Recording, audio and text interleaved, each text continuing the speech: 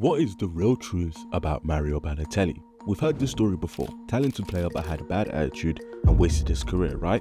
This has been his reputation for years, but what if I told you this wasn't the case? That actually, during his best moments, he was one of the best strikers in world football. Balotelli was a player managers said could be on the level of Messi and Ronaldo, but when you look back on his playing career, he didn't even come close. So why was that the case? And why after all of that is his career still not a waste? Today we will go over just how talented Mario Balotelli truly was, the true reason behind his bad attitude, and the one thing he did in his career that changed football forever.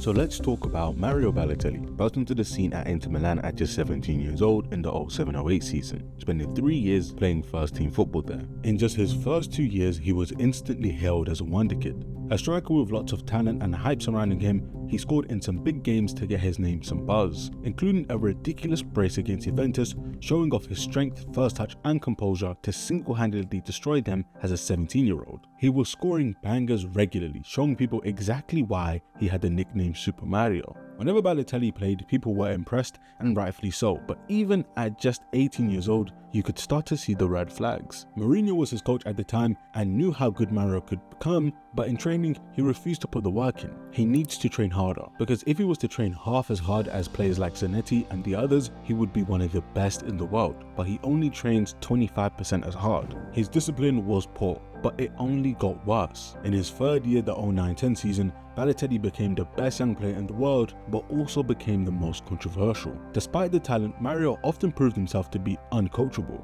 Arguments with the coaches, childish behavior, lack of effort, getting better at football just wasn't in his mind. He was more often making headlines for non-footballing activities, including the time he went on a TV show and was gifted the shirt of Inter's fierce rivals AC Milan, which he smiled and accepted and even put the shirt on. He tried to take a penalty off veteran Eto'o and had to be escorted by Zanetti. He frustrated Totti so much that Totti ended up kicking out at him because of his antics, but Balotelli's temper was the one thing no one could control.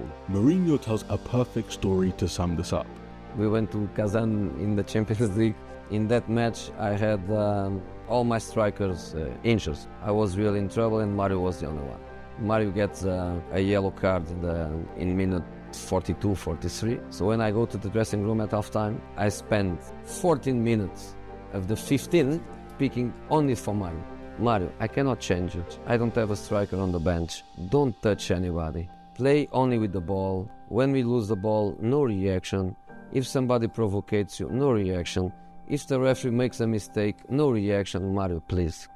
Minute 46. No way. Red card. No way. Mario had no maturity, but the team put up with it until the Champions League semi-final against Barcelona. Balotelli was brought on for the last 15 minutes of the game and Inter were winning 3-1. They just needed to hold off for the win, but Balotelli had other things in mind. Rather than holding the ball for a win, he was trying stupid long shots and losing the ball constantly. Not playing like a team player in the most important match in the club's history led to the entire stadium booing him for his performance. He responded by taking off his shirt and throwing it to the ground. This was the final straw. The antics were bearable, but disrespecting the badge was a step too far for the team. Zanetti said, Mario needs to concentrate on doing what he can on the pitch. He can't allow himself to behave in this way. Mourinho was disappointed. Milito was furious, and Materazzi even tried to fight Balotelli after the game. There was no coming back from this. Inter were ready to sell him, and a lot of teams were willing to buy him. Why? If teams knew how problematic he was, then why were so many willing to pay top dollar for a walking red flag? Well, because Mario Balotelli was simply that good. He was the complete striker. He was incredibly strong. It was impossible to get the ball off him. His power was unmatched. Just check out this free kick against Rubin Kazan. His off-ball movement and technical ability was elite at just 19, but the thing that stood out was his finishing. The kid could score any which way, one-on-one, header, long shots, tight spaces, it didn't matter. In the 09-10 season, he played in 40 matches, starting 20 of them and scored 11 goals with 8 assists. In the league, in just 13 starts, he got 9 goals and 5 assists. That's 0.91 goal contributions per 90 minutes. That was ranked third in the Serie A behind Di Natale and Totti, but the two ahead of him scored a lot of penalties. Take away pens, and Balotelli's goals and assists per 90 minutes was by far the highest in Serie A. In fact, in Europe's top 5 leagues, he was the 11th highest, ahead of guys like Rooney, Zlatan and Benzema. He had the numbers at 19 to back up the fact he was one of the best strikers in the world. But in his 3 years at Italy, he was only painted as the villain. And was that really the case? During his 3 years in Italy, he got a ton of racial abuse as just a teenager. When he was 18, he finally got his Italian citizenship, which led to an outrage from racist Italian fans. They chanted at Balotelli's matches, "There's no black Italians." Even in matches Balotelli wasn't playing in, they chanted, "Jump up and down and Balotelli will die." Leonardo, former Milan coach, was one of the few to defend him, saying, "I don't see a villain, but a lad who's made it in complicated circumstances." Italy isn't ready for diversity yet. It's not easy for Balotelli to grow up in a society like this. I admire him very much. Balotelli was just a kid and had to be the face of racial injustice when all he wanted to do was play football. So when the opportunity came, he had to leave Italy. The man that gave Mario his debut, Roberto Mancini, came calling, and Man City bought him for 22 million euros. Mancini was a big believer in his talent, saying he could establish himself alongside Messi and Ronaldo as the best players on the planet. It sounds like an over-exaggeration, but managers like Carlo Ancelotti and Jose Mourinho both believed it to be true as well. It was just about how much he was going to apply himself. His first full year at City didn't quite showcase that talent. He suffered a knee injury that year and only played a handful of games. His most memorable match was a round of 16 tie in the Europa League against Dynamo Kiev, in which Balotelli missed from point-blank range, blocked David Silva's goal-bound effort, and fly-kicked an opponent right in the chest, which got him sent off. City ended up losing that tie solely because of Balotelli. While he cost City the Europa League, Balotelli did help secure City their first trophy in 3 decades, dropping a man-of-the-match performance in the FA Cup final. But most people forget that. What they remember from that FA Cup was the semi-final win against Man United, when Balotelli celebrated in front of the United fans, which led to Rio Ferdinand and Anderson confronting him, furious at his behaviour, while Balotelli gives him a cheeky wink. It summed up his "I don't care" attitude. Despite spending just 2 full seasons at City, he had a lot of off-field antics, such as throwing darts at youth players because he was bored, being fined 120 grand for going to strip clubs just 2 days before a match, crashing his Audi R8, then when the police asked him why he had 5 grand in the car, he said, "Because I'm rich." Even a pre-season game, when he was through on goal, he decided it would be a good idea to try this. Beautifully timed run, Balotelli to make it 2. Are you kidding? Serious? Mario Balotelli. And he's getting booed for this. Disrespect for the attempt on goal, which Mancini subbed him off straight away. Balotelli claimed that he thought he heard a whistle, which if you listen back, does sound like it. Milner put it best though. The easiest way to describe him is to say he was like a 12-year-old. Balotelli just never grew up. He still didn't train hard, barely put any effort, and his attitude only ever got worse. He started fighting teammates in training, would sulk on the pitch if things weren't going his way. He just caused a lot of trouble. A young Unfulfilled gave a pretty clear verdict. What is your opinion about Mario Balotelli? He's a good player, but he's got a bad attitude off the pitch. But despite all the things wrong that he did, there was a lot that the media blew out of proportion. In fact, most of the stories told about Balotelli aren't even true and were exaggerated a lot, including his spontaneous acts of generosity. Is it true that a young lad turned up here at the training ground, asked you for your autograph, and you asked him why he wasn't at school? And he said that he was being bullied, so you took him to school and spoke to the headmaster. That's not true either. Is it true that you went into a petrol station and paid for everybody's petrol? Not me. Did you give a tramp £1,000 after winning in a casino? Never. And then did you go to a pub in Wythenshawe and buy everybody a drink afterwards? There's no doubt Balotelli has caused a lot of trouble for himself, but the media played a part in his portrayal, coming up with new stories every week about his antics, which mostly weren't even true. If I buy a Fiat Uno, I'll read that for a man like me, a Ferrari was more suitable. If instead I buy a Ferrari, they'll write that I should have kept my feet on the ground and bought a Fiat. It was just in his second season, however, where he showed his true ability. Mario had always claimed he was the best footballer in the world, saying only Messi was better than him. A level of arrogance that borders delusion and contributed to the fact that he never trained properly because he thought he was God's gift. But then when you saw him play, you thought, maybe he actually is. He was firing goals in left and right, actually helping out the team, including his most infamous goal. In a massive game against rivals Man United, Balotelli opened the scoring with a perfect side-foot finish into the corner, where he then lifted his shirt above his head, revealing the phrase, "Why always me?" One of the most iconic celebrations ever. He actually wore this shirt because just a few days before this game, Balotelli was setting off fireworks outside his house and one went off into the wrong direction, setting his bathroom on fire. It made headlines. Balotelli was once again in the news, hence why always me. But regardless, after dunking on United at Old Trafford, he kept up his elite form, scoring 13 league goals in just 14 starts, making it 0.88 goals per 90 minutes, which was the highest goal ratio in the Premier League. You don't put up these sort of numbers if you're not world class. Pierluigi Casaraghi, former Italian striker who used to coach Balotelli, said he had never seen Italian legends Roberto Baggio or Gianfranco Zola do the things that Balotelli does. If Balotelli played in 38 Premier League games that season, he could have easily gotten 30 goals that year, but he can never get on the pitch that much due to discipline reasons, being dropped because of poor training, and being suspended for stomping on Scott Parker's head, as well as getting sent off in a crucial title decider against Arsenal, costing them points. Mancini knew Balotelli was a liability, someone who could get sent off at any time. It wasn't worth playing him during this title running, and so Balotelli was benched for 6 straight games. Mancini couldn't risk it, except on the last day of the season, City were losing to QPR 2-1 and they needed a win to win the Premier League title. Mancini knew he had no choice. He needed quality up top and brought on Balotelli for the last 15 minutes. Instantly, Man City equalised, and then in the dying minutes of the game, the ball forced to Balotelli's feet, and well, we all know the rest. Here, Balotelli, Aguero!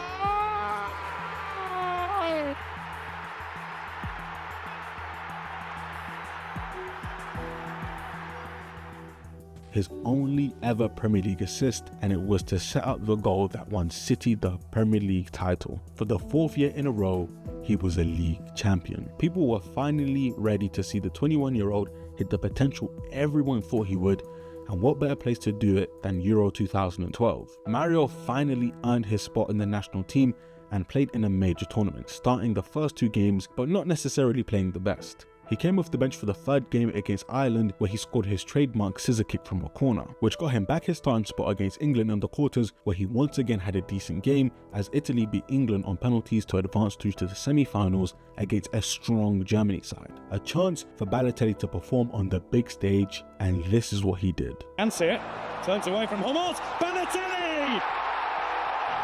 Brilliant, it's a goal! Yet another headed goal at Euro 2012! Through for Balotelli, he was onside when the ball was played. Can Balotelli get a double? He can! And he smashed in! Magical Balotelli! Funny view, this is a superb finish. 2 world-class goals showcasing his elite movement, technique and power. 21 years old, and he had just dismantled Germany. No one could say anything to him. After his 2nd goal, he hit his most iconic celebration, the flex. Soon to become the most popular meme on the internet, the guy became a world sensation as people knew just how good he was. And when he was asked why he doesn't celebrate, he said, "Does a postman celebrate when he delivers mail?" Considering there were chants against him claiming that there were no black Italians, well, they just watched a black Italian send the country to the final. Balotelli was desperate to win it for his country, but Spain in the final were just a different beast, taking down Italy 4-0. Mario was in tears as he couldn't deliver. He finished top goal scorer and established himself to the world, but tragically the thing that probably stuck with him the most was the racial abuse he received.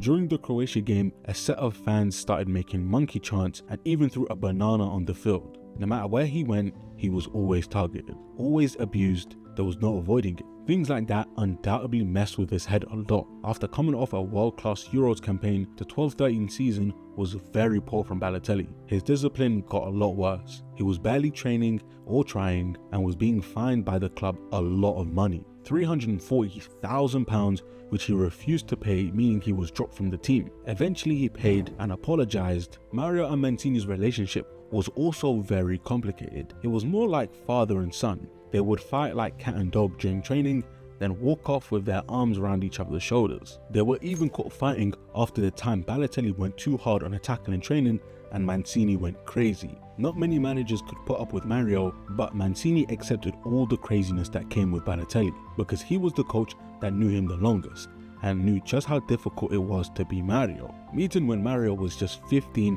he only ever wanted to help him. Witnessing the racial abuse he would receive firsthand, knowing that if Mario had proper guidance, he could be something special. But eventually Mancini could not persuade the team any longer.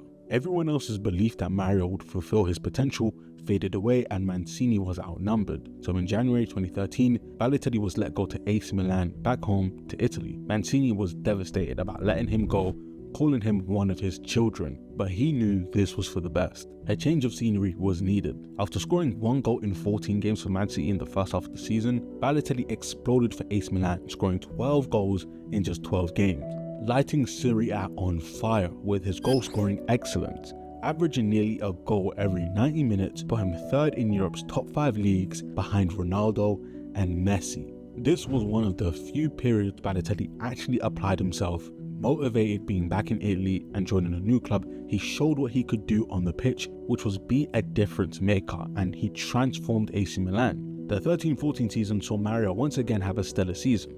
14 league goals and 6 assists in 25 starts, scoring some bangers in the process while being AC Milan's best player. It finally looked like he had changed his fortune and found a home to play in consistently and perform at a high level. But controversy is never too far from Mario. His attitude started to get poor again, which meant he stopped training. The same old story. He got way too comfortable and decided to just throw it all away, as he has done with every team he has gone to. After just 18 pretty solid months at Milan, they realized the trouble this guy causes isn't worth the goals he scores. He may be elite, but it always comes with a price. Milan were ready to offload him, and many teams came knocking, believing that they could be the team to tame Balotelli and turn him into a world-class striker. And at 24 years old, there wasn't long left to fulfill this world-class potential. Liverpool ended up pulling the trigger for £16 million and was back in England, saying that going back to Italy was a mistake. Brendan Rodgers called it a calculated risk by bringing him in. And let me tell you, it was a risk that did not pay off. Balotelli played a bunch and scored just 1 goal. He never tracked back, he didn't press from the front, and was extremely lazy. He even used to score on goals in training just to be annoying.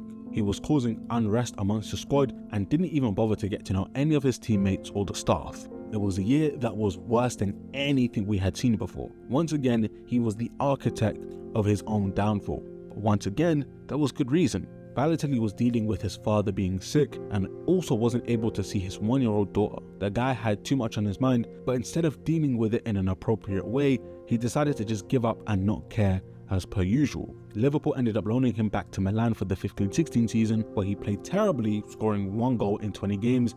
And when he returned from loan, Klopp was now Liverpool manager and wanted absolutely nothing to do with him. By now, Mario was 26 and no longer the talented wonder kid coaches wanted to take a chance on. Instead, he was supposed to be in his prime, competing for league titles, and that just wasn't the case. Teams moved on from wanting him, and he found himself playing for Nice in his prime years, where he actually had 2 very strong seasons. However, Balotelli just truly never learned how to grow, butting heads with the manager once again. As Patrick Vieira said, "I want to answer back, or just slam him up against the wall, or leave him hanging by his collar on the coat rack." And when you're in your late 20s causing problems like this, teams simply aren't going to put up with it. And so for the rest of Mario's career, he became a journeyman, playing for Marseille, Brescia, Monza, Adana Demirspor and Sion in Switzerland, where even now at 34 years old, he never came close to what his talent allowed him to. To sum up his career would be impossible. If I went over every story or headline he created, this video will be 4 hours long. I didn't even go over his flamethrower stunt or his shotgun threads, but just watching him play, listening to how much coaches and teammates were in awe of his ability and play style, it's a shock to me that he never had that 30-goal season everyone thought he would have, or never settled down and put his mind towards football.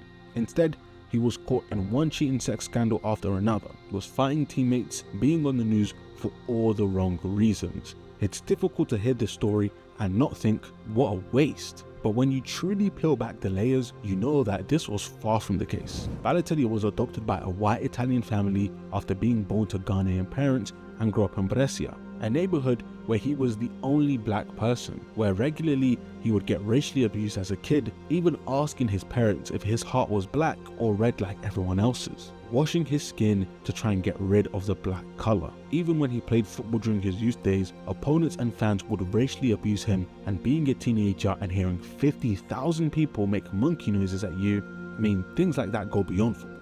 And for Mario Balotelli, they did. Life did not begin or end with football. He merely used to use it as an escape from the abuse he faced, but he could never really escape it. He was the first black Italian footballer and he had to pay a massive price for it, one that may have cost him his career. And while we might think his career was a waste, because of the steps that he took to break down racial barriers in Italy, players like Moise Kean, Destiny Udogie, Marco Kaide don't have to endure the same vile abuse as Balotelli. Italy is by no means perfect, but Mario was a pioneer for this change. So would I call his career a waste? Absolutely not. Considering everything he has gone through, the fact he can call himself a professional footballer who's made millions, a Premier League winner, a Serie A winner, a Champions League winner and top goal scorer of the Euros is still pretty damn impressive. There's no doubt he could have done even more. Even he himself said he played at 20% of his capabilities. But when it's all said and done, Balotelli will still go down as one of the most talented footballers of all time. If you made it to the end of the video, the support on this channel has been insane recently and I really appreciate it all. If you enjoyed the video, make sure to leave a like and subscribe to further help grow the channel so we can continue bringing high quality content to you on a much more consistent basis. Thanks.